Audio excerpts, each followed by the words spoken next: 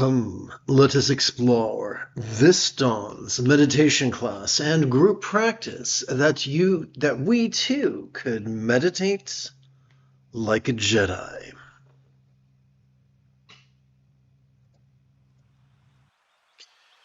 This morning's lesson is based upon the 40th passage of the meditation classic, The Unwaning Victory Banner, composed so many centuries ago by the great Buddhist reformer Vajra. Together let us relaxingly recite. Dwelling free of words, the yogi is very fortunate. By not distinguishing between self and others, one delights in self-perfected magical illusions. I'm going to do a quick edit here.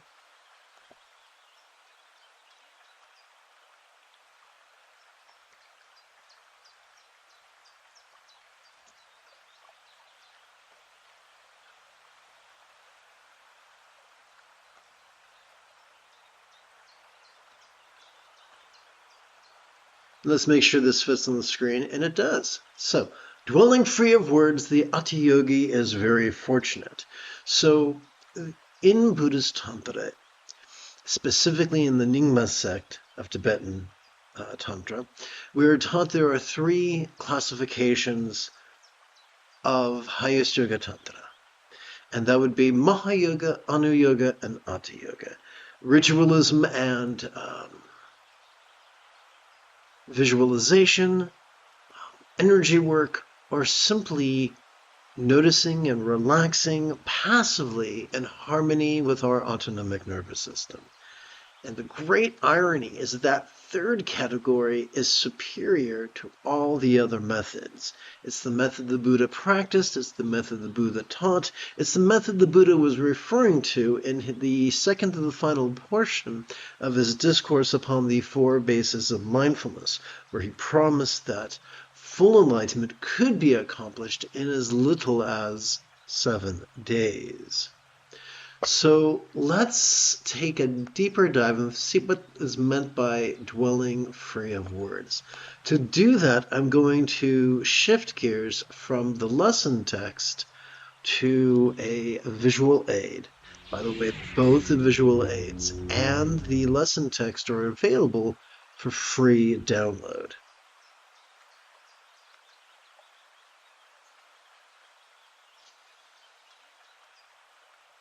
So there, in the front part of our brain is known as the prefrontal cortex. The medial region and the dorsolateral region are responsible for focus and analysis. The fancy words for this would be concentration and contemplation, or samatha and vipassana. Now, and of course there are different ways to pronounce them.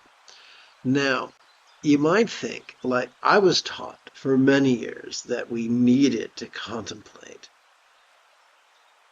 But there's a problem with spending an hour twice a day in contemplation and concentration. And the problem is we didn't evolve to use our prefrontal cortex constantly. We evolved to use it intermittently. And when we overwork our prefrontal cortex, we begin presenting with symptoms of depression, as well as triggering our amygdala, which is the seat of both anxiety and aggression. So that's a big bummer. What are we supposed to do? We're supposed to actively suppress our thoughts? No. So actively suppressing and actively indulging are two sides of the same coin. And that's what the big kids call a false choice, logical fallacy. You see, the good news is neither our amygdala nor our prefrontal cortex constitute the entirety of our central nervous system. Consider, if you will, our spinal cord. It's known by the fancy name of autonomic nervous system. The ancients nicknamed it our Buddha nature. Why? Why did they do that? You see, every time we inhale, we are wired to automatically access the middle part of our spinal cord, which is known as the sympathetic nervous system. This bad boy has evolved to help us to notice in a very special way, vulnerably, passively, viscerally, randomly, and fleetingly, which is the opposite of the rigidity of concentration. The rigidity that does much more harm than good. So during each inhalation, we have evolved to notice all manner of phenomena. The external, the internal, the physical, the mental, the pleasurable, the painful, the interesting, the boring, the glorious, and the grotesque. Excuse me. This includes our perceptions, emotions, intentions, cognitions, recollections, and imaginings. But the question remains, what do we do with all that which we noticed? During each exhalation, during each exhalation, we have evolved to automatically access the outer bits of our spinal cord, which kind of are like bookends. And this is known as our parasympathetic nervous system. And it has evolved to support both our physical relaxation as well as our mental release, to the point that that which we noticed during our previous inhalation could fleetingly feel less stressful, less permanent, and less defining. Now, in every culture, we have figures of speech. So let's look at this figuratively. As we relax into our exhalation, whatever we noticed during our previous inhalation could feel as non-graspable as a vast empty void. Any good English teacher, I'm thinking way back to 4th grade, any good English teacher should have told us or taught us that a simile is only as useful as it is relatable. Therefore, we have to ask, what is a real-world example of a non-graspable, vast empty void? Well, how about the illusion of the infinite azure sky on a bright and beautiful cloudless morn, which, although could look tantalizing to the eye, feels non-graspable to the hand?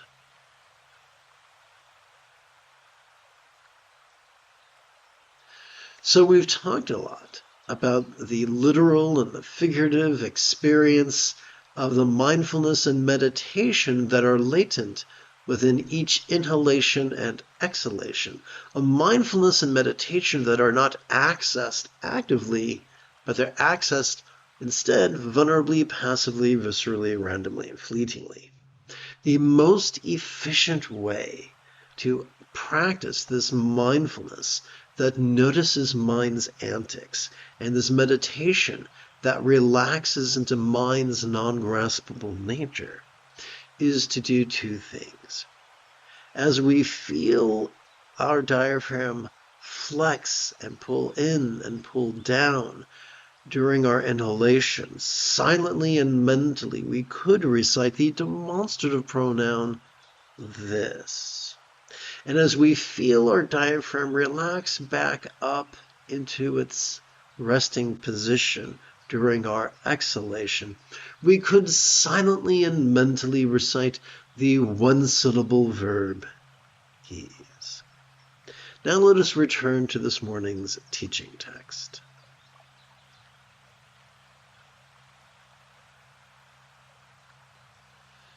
Dwelling free of words, the Ati-yogi is very fortunate. So free of words does not mean we stop talking to ourselves. Free of words, and it really should be, I should do an edit here just to make it clearer.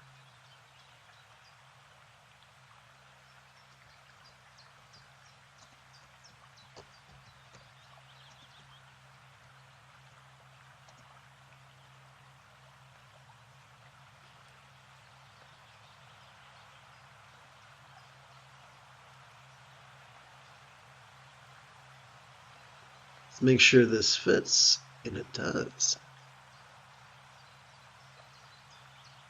Let's make it a little bit smaller just so it fits neater. Or I could just do this.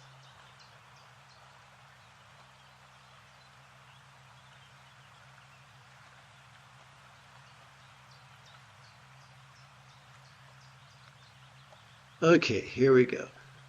So free of the tyranny of words means our brain still thinks, but it's not controlling our choices or our utterances or our deeds. It means that as we breathe in, we're able to notice our brain yammering on about something, but as we exhale, we're able to physically relax and mentally release, not necessarily to the point where we stop perceiving, but to the point that we're able to not be bothered by it.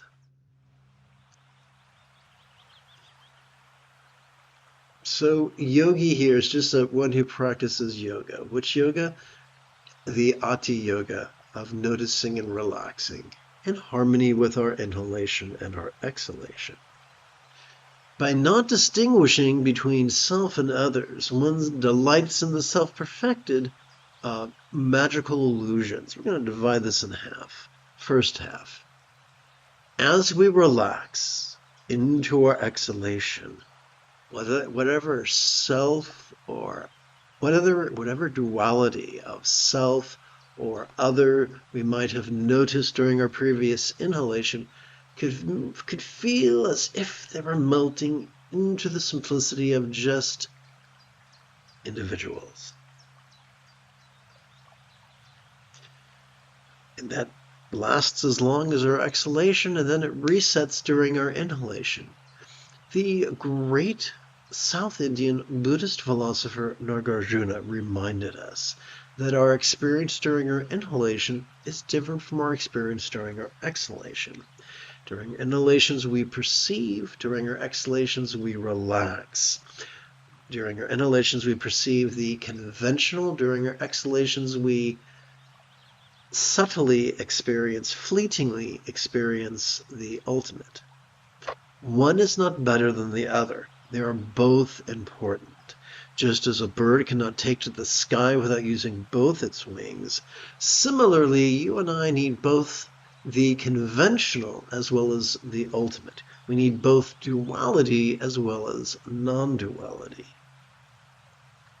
So, what is meant by self-perfected? We don't have to force our body to notice as we breathe in. We are already wired to do so. All we need to do is get out of our own way and align our intention with the factory installed programming of our sympathetic nervous system. Similarly, we do not have to force our bodies to physically relax during our exhalation. They are already wired to do that. All we need to do is, and you guessed it, get out of our own way. We do that by aligning our intention with our factory installed wiring. That is why we silently and mentally play with the one-syllable words this and ease in harmony with our respective inhalations and exhalations.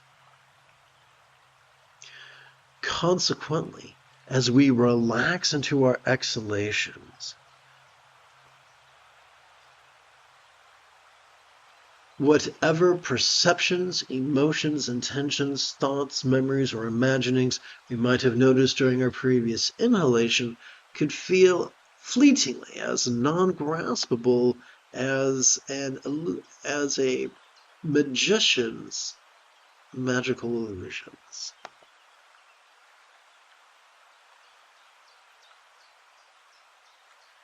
This freedom from duality, this effortless path,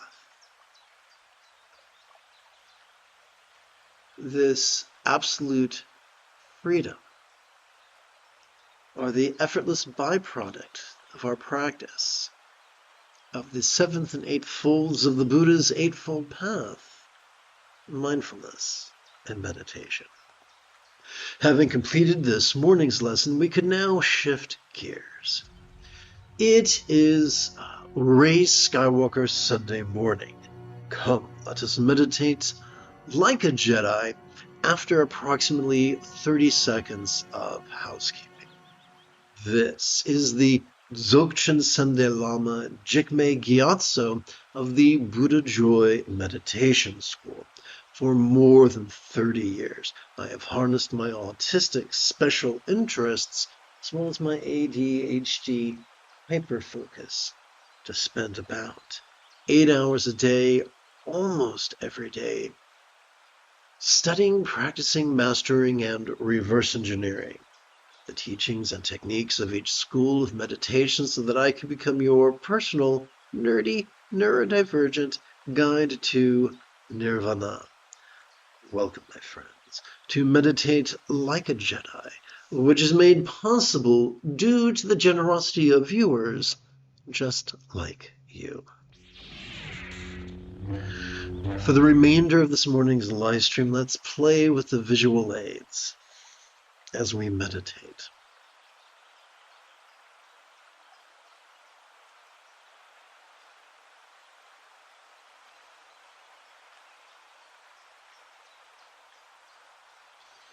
The most efficient way to keep track of our first collection of 144 inhalations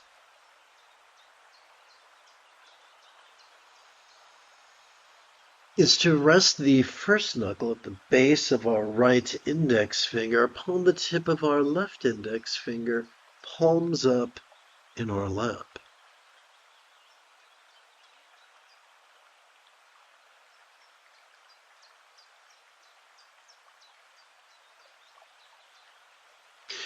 The easiest way for us to keep track of our next 12 repetitions, our next 12 inhalations, is for us to touch the tip of our right thumb to the first, second, and third sets of creases upon each of our right hand's 4 fingers.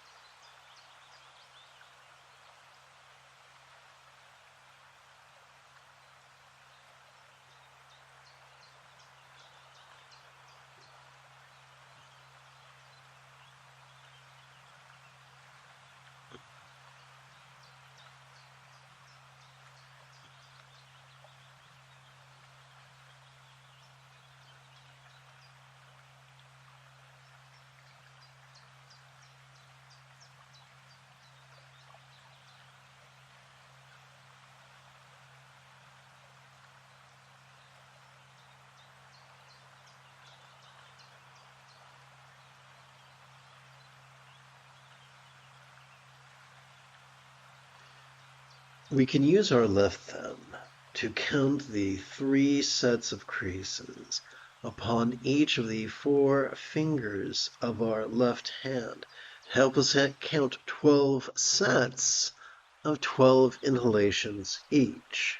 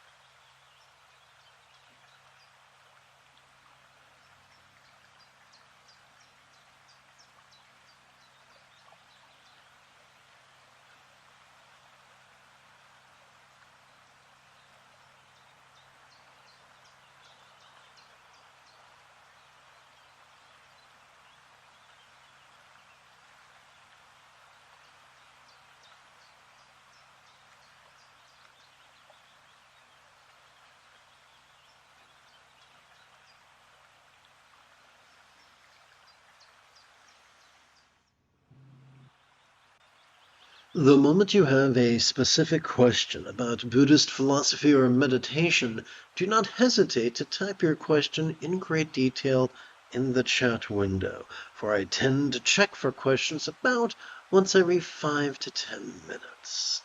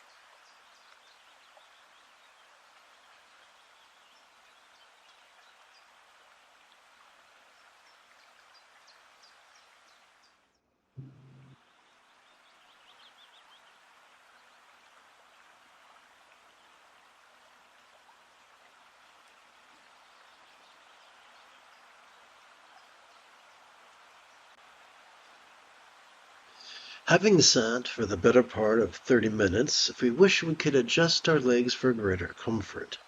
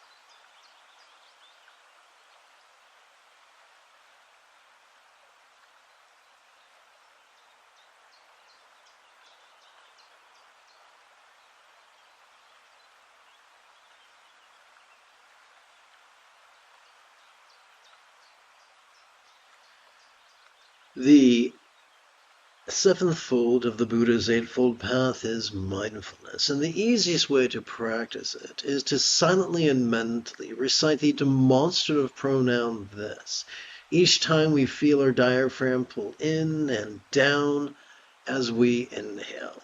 The eighth fold of the Buddha's Eightfold Path is meditation, and the easiest way to practice that is to silently and mentally recite the one-syllable verb ease as we feel our diaphragm relax back up into its reset position as we exhale. Remember, the noticing is not an active process. We practice it vulnerably, passively, viscerally, randomly, and fleetingly. The moment you have a specific question about Buddhist philosophy or meditation, do not hesitate to type your question in great detail in the chat window, for I tend to check for questions about between every 5 to 10 minutes or so.